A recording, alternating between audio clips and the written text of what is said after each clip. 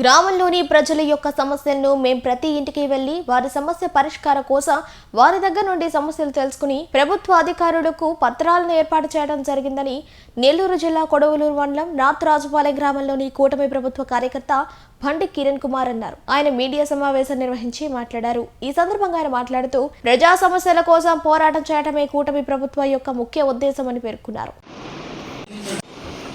ఈ కోవూరు నియోజకవర్గంలో రాజకీయాల్లోకి రాకముందు నుంచి అనేక సేవా కార్యక్రమాలు చేసి ఈనాడు ఎమ్మెల్యేగా గెలుపొంది అనేక ప్రజా సేవలు చేస్తున్న మా ఎమ్మెల్యే గారు ప్రతి మీటింగ్లో తెలుగుదేశం పార్టీ నాయకులు గ్రామంలోని ప్రతి ఇంటికి వెళ్ళి ప్రజా సమస్యలు తెలుసుకొని వారికి అప్లికేషన్లు ఇచ్చి వారి సమస్యలను పరిష్కరించాలని చెప్పి కోరినది.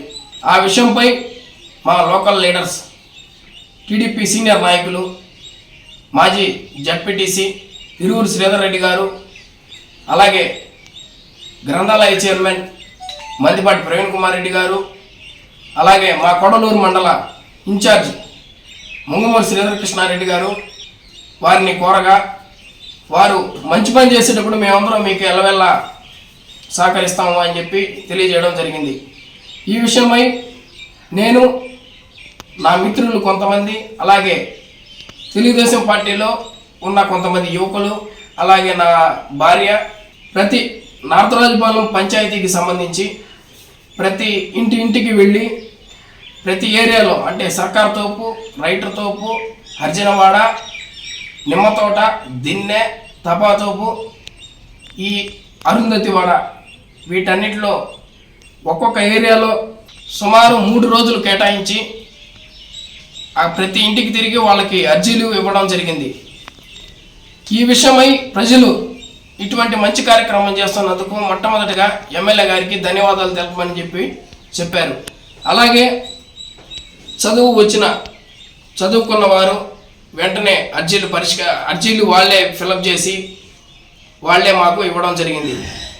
ఈ మిగతా 2 రోజులలో ఒక్కొక్క ఏరియాలో మేమే దగ్గరుండి అక్కడున్న పొదుపు సంఘాల లీడర్లతో కలిసి వాళ్ళతో అప్లికేషన్లు ఫిలప్ చేయించి ఈరోజు అన్ని ఇళ్ళు తిరిగి ప్రజల యొక్క సమస్యలు తెలుసుకొని అర్జీలు మొత్తం సేకరించడం జరిగింది. మొత్తం సుమారు నార్త్ రాజుపాలెం గ్రామంలో ఇప్పటి వరకు అన్ని ఇళ్లలో తిరిగి సర్వే చేసి ప్రజల సమస్యలు తెలుసుకొని ఈరోజు మొత్తం నూతనంగా ప్రజల సమస్యలు నూతనంగా కావాల్సిన రేషన్ కార్డులు 32, అలాగే సింగిల్ రేషన్ కార్డులు అంటే భర్త చనిపోయి ఉన్నా కానీ, లేదా కొంతమంది పెళ్లి కాకుండా అలాగే ఇళ్లలో ఉన్న వాళ్ళు, ఒంటరి మహిళలు, వాళ్ళకి కావాల్సిన రేషన్ కార్డులు ఒక 10, అలాగే రేషన్ కార్డులో కొత్తగా యాడింగ్స్ అంటే కొత్తగా పిల్లలు పుట్టిన వాళ్ళని చేర్చాల్సినవి అవి ఒక 26, రేషన్ కార్డు ఉండి వాళ్ళు పెళ్లి లేపి పక్కకి వెళ్ళిపోయిన వాళ్ళు అటువంటి డిలీషన్ కానివి అటువంటి ఒక 13, నూతనంగా పెన్షన్లు ఒక 100కు పైగా, అలాగే హౌస్ సైట్స్ కావాల్సిన వారు కూడా ఒకే ఇంట్లో 2-3 కుటుంబాలుగా నివసిస్తూ అనేక ఇబ్బందులు పడుతున్న ప్రజల సమస్యలు తీసుకొని హౌస్ సైట్స్ కూడా వాటి గురించి సర్వే చేయడం జరిగింది. వాటికి సంబంధించి సుమారు అవి కూడా 100కు పైగా ఉండడం జరిగింది. కానీ ఈరోజు ఈ డేటా మొత్తం ఒక ఎక్సెల్ షీట్లో తీసుకునేసి మేము గౌరవ శాసనసభ్యురాలు మా ఎమ్మెల్యే గారికి ఇవ్వడం జరిగింది. అలాగే మా ఎంపీ గారు వేమిరెడ్డి ప్రభాకర్ రెడ్డి గారికి కూడా ఇవ్వడం జరిగింది. వేమిరెడ్డి ప్రభాకర్ రెడ్డి గారికి ఈ డేటా చూసిన వెంటనే చాలా మంచి పని చేశారు తమ్ముడు, ఇటువంటి కార్యక్రమాలు నియోజకవర్గంలో ప్రతి ఒక్క నాయకుడు కానీ చేస్తే, ప్రతి ఇల్లు కానీ తిరిగి ఈ విధంగా డేటా కలెక్షన్ చేస్తే రేపు ఆన్లైన్ ఓపెన్ అయిన వెంటనే మీడియా దగ్గరుండి ప్రతి ఒక్క ప్రజలకు న్యాయం చేసే విధంగా లోకల్గా నాయకులు ఎదగడం జరుగుతుందని చెప్పి ఆయన చాలా సంతోషం వ్యక్తం చేశారు. అలాగే మా గౌరవ శాసనసభ్యురాలు కూడా మీరు ఇదంతా డేటా సేకరించింది మొత్తం రేపు ఆన్లైన్ ఓపెన్ అయిన వెంటనే దగ్గరుండి మీరే అప్లై చేయించండి అని చెప్పారు. ఈ విషయమై మండల అధికారులతో కూడా మాట్లాడడం జరిగింది.